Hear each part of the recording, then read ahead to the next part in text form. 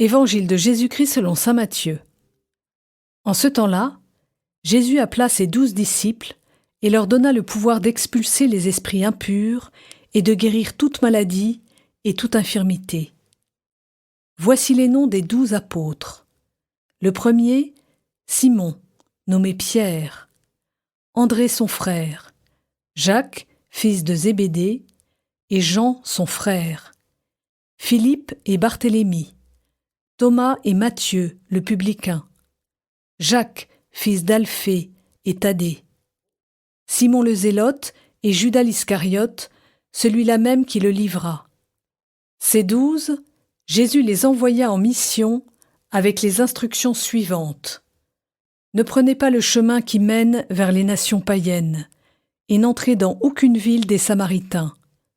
Allez plutôt vers les brebis perdues de la maison d'Israël. Sur votre route, proclamez que le royaume des cieux est tout proche.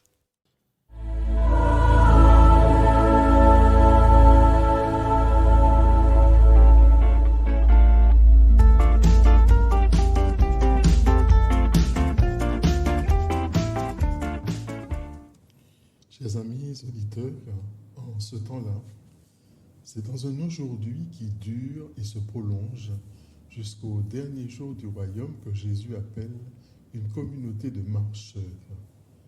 Leur curriculum vitae ne ferait pas la gloire d'un DRH. Difficile d'oublier qu'il y a parmi eux, un traître, un renégat, un collaborateur, un incrédule, des ambitieux, un nul en discernement qui ne sait pas reconnaître le chemin de vie. Des personnes comme vous, comme moi, en somme, blessées de la vie, étonnées d'être embauchées pour délivrer, guérir, annoncer qu'il est là, au milieu de nous. Celui qui guérit de toute maladie, de toute infirmité, Jésus appelle, envoie, met en route des malades pour guérir d'autres malades. Si souvent, notre cœur croit d'urgence qu'il lui faut être un autre, un plus fort, un plus généreux, un moins jaloux, un plus courageux.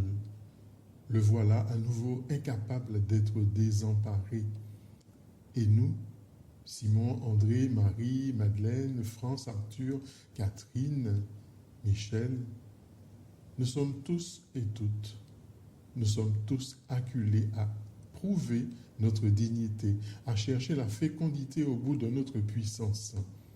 Pourtant, nous avons entendu l'appel et nous avons moins peur. Et quand la peur revient, nous entrons dedans, apprivoisés par sa voix, par ses mots, par ses paroles, encouragés aussi par la présence des compagnes, des compagnons de chemin et d'aventure. Et nous nous engageons dans le salut du jour, parce que quelque chose est ouvert pour de vrai. Jésus missionne toujours vers ce qui est perdu. Avec lui, nos impuissances, nos manques deviennent le lieu de l'amour, nos pauvretés le lieu de la joie. Oui, c'est le jour du royaume. Chers amis auditeurs, je vous souhaite une belle journée remplie de grâce.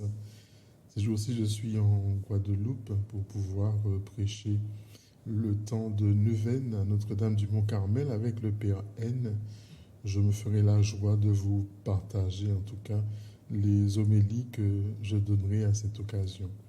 Soyez richement bénis. Je vous invite à faire toujours bon accueil aux différents thèmes qu'il y a sur notre application Verbum Caro. Je vous rappelle qu'il y a la retraite du mois de juillet autour de la figure de Saint Séraphime de Sarov.